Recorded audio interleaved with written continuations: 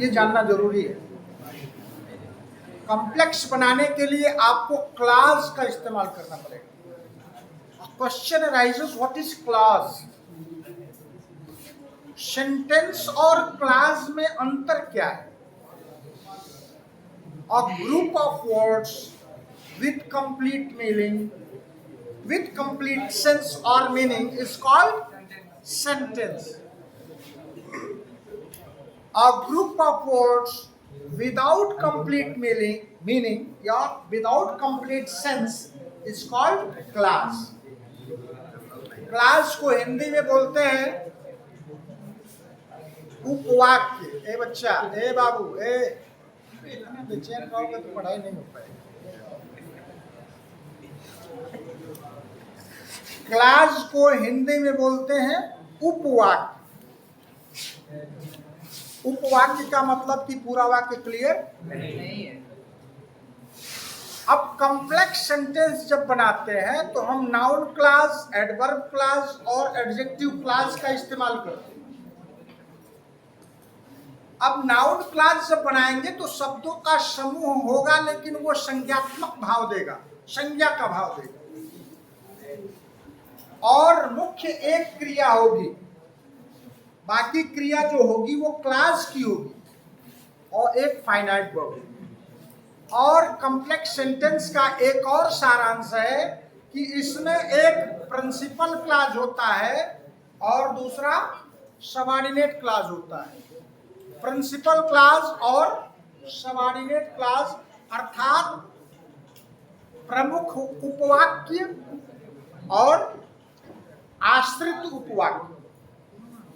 Principal class क्या हो जाएगा? प्रमुख उपवाक्य हो गया, और उससे आश्रित एक क्या होगा? सबऑर्डिनेट क्लास होगा, जो आश्रित होगा, उसके अधीन होगा प्रिंसिपल क्लास के, और कनेक्टिव लगेगा दैट। दैट लग सकता है, वाई, व्हेन, व्हाट, वेयर, ये भी आ सकते हैं। तो पहला वाक्य क्या है? पहला वाक्य बोलो।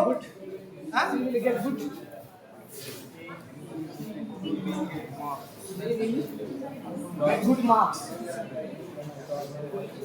It is certain.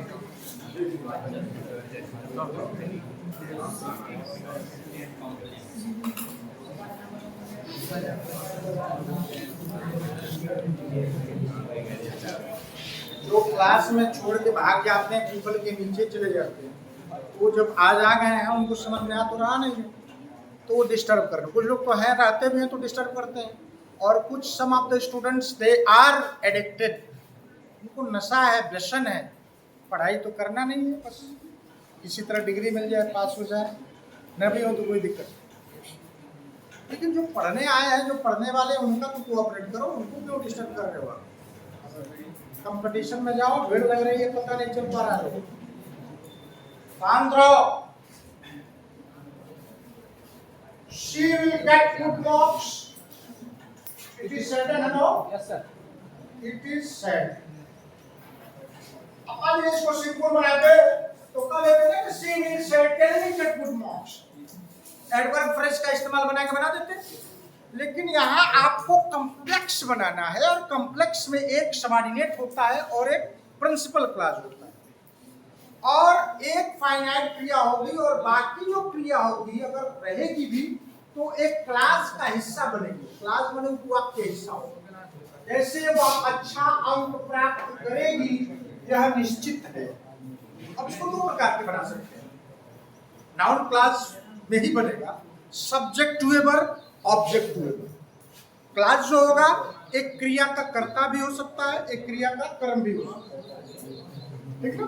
जैसे कि वह, जब वकील ड्राफ्टिंग करते हैं ना, वकील, आप वकालत पढ़ोगे तो लॉ में ड्राफ्टिंग जब करोगे, किसी वकील की ड्राफ्टिंग करोगे, तो उसमें अंग्रेजी में जब ड्राफ्टिंग करोगे, चाहे हिंदी में भी लिखोगे, तो यह कि मेरा मुवक्किल निर्दोष है, यह कि मेरे मुवक्किल को निराधार रूप से फंसाया गया है, यह कि मेरे वकील के खिलाफ कोई साक्ष्य नहीं है, यह कि मेरा मुवक्किल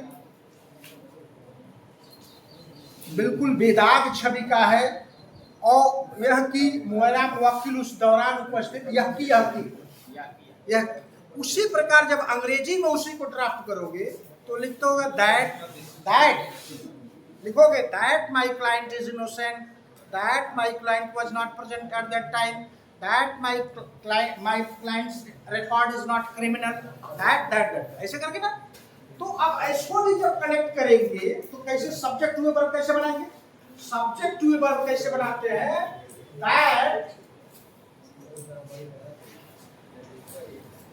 she will get good marks। ये हो गया आपका इतना एक क्लास हो गया, ये नाउन क्लास हो गया, इतना एक्शन नाउन का सेंस दे रहा है क्या कि वह अच्छा अंक प्राप्त करेगी। इज माने मुख्य क्रिया सेकंड। अब इतना क्या हो गया? ये क्लास हो गया, ठीक ना? That she will get good marks is second, subject to verb हो गया। इस क्रिया का कर्ता क्या है? इतना क्लास। यह कि वह अच्छा अंक प्राप्त करेगी, ये क्या हो गया? कौन सा क्लास लगा रहे हो? Noun class. कौन क्लास हो गया? Noun class. उसका अंक अच्छा अंक प्राप्त करना सुनिश्चित। अब इसमें देखिए, अब यहाँ will get good marks, will get क्रिया है लेकिन फाइनाइट क्रिया नहीं है, ये क्लास का हिस्सा हो गया, तो वाक्य हो गया, पूरा अर्थ नहीं दे रहा, पूरा आधा अर्थ दे रहा है यह कि वह अच्छा अंक प्राप्त करेगी निश्चित। अब इसी को हम उलट दें, ये सब्जेक्ट टू वर्ब हो गया, ये क्रिया का क्या हो गया? कर्ता हो गया। इस क्रिया का क्या हो गया? सब्जेक्ट टू वर्ब हो गया। और इसमें प्रिंसिपल भी है, सबऑर्डिनेशन भी, ठीक ना? अब इसको जब पूरा उलट देते हैं हम, जैसे it is certain that she will get good marks। तो अब ये क्लास क्या हो गया? ये भी नाउन क्लास है, लेकिन इस क्रिया का क्या हो गया?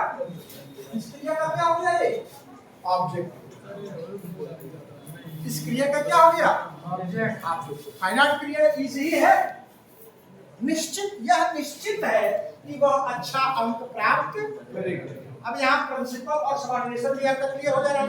यहाँ सबऑर्डिनेशन पहले ला दिया है, सबऑर्डिनेशन पहले लाया है, लेकिन यहाँ दैट कनेक्टिव है, आपको ध्यान देना चाहिए। तो noun clause subject to verb, एक क्रिया का कर्ता हो गया, इतना क्लास, इतना उपवाद, इतने शब्दों का समूह जो अर्थयुक्त नहीं है। जब इज सेंटेंस आ रहा है तो अर्थयुक्त हो रहा है। इतने शब्दों का समूह, यहां से क्लियर इट इज सेंटेंस, ये निश्चित है कि वह अच्छा अंक प्राप्त। एक वाक्य से आपको नाउन क्लास के माध्यम से, अब इसमें प्रिंसिपल क्लास, सबऑर्डिनेट क्लास समझ में आ रहा है ना भाई? मुख्य उपवाक्य और आश्रित उपवाक्य समझ में आ रहा है कि नहीं आ रहा है? कितना इजी वे में आपको सिंप्लीफाई करके बता रहा हूँ। अगला वाक्य है, बोलो जरा। गॉड इज ऑमनीप्रेजेंट, भगवान सर्वव्यापी है। गॉड इज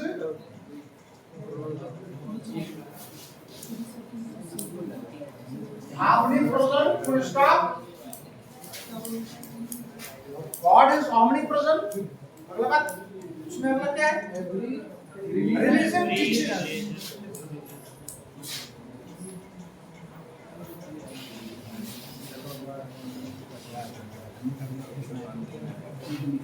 teaches us है। प्रत्येक धर्म हमें सिखाता है God is omnipresent। अब इसको भी इसी सूत्र से बना सकते हैं। इसको सूत्र से कैसे बनाएंगे बताइए? यह कि भगवान सर्वव्यापी है, is taught by every religion। प्रत्येक धर्म द्वारा ही बताया जाता है यह कि God is omnipresent is taught by या एवरी रिलीजन टीचेस अस या every religion teaches us that God is omnipresent subject to a verb object to a verb clear हो गया ना अगला वाक्य है I do not know he may be innocent वो निर्दोष हो सकता है मैं नहीं जानता तो that he may be innocent is not known to me is not known to me know को बना दिया क्या is not known to me मैं नहीं जानता ना तो बना that he may be innocent is not known to me मैं नहीं जानता और इसी को कह सकता I do not know that he may be innocent object to a verb subject to a verb clear हो रहा है ना अगला वाक्य है this is known to all तुम झूठे हो सब लोग जानते हो सब लोग जानते हैं तो that you are a liar is known to all यह कि तुम झूठे हो सभी जानते हैं या every it is known to all that you are a liar that you are a liar सभी जानते हैं कि तुम झूठे हो अगला वाक्य है हाँ he is dead this news is not true that he is dead is not true yeah this news is not true that he is dead object to verb subject to verb clear हो रहा है ना concept clear हो रहा है कि नहीं अगला वाक्य है हाँ ओके संक्षिप्त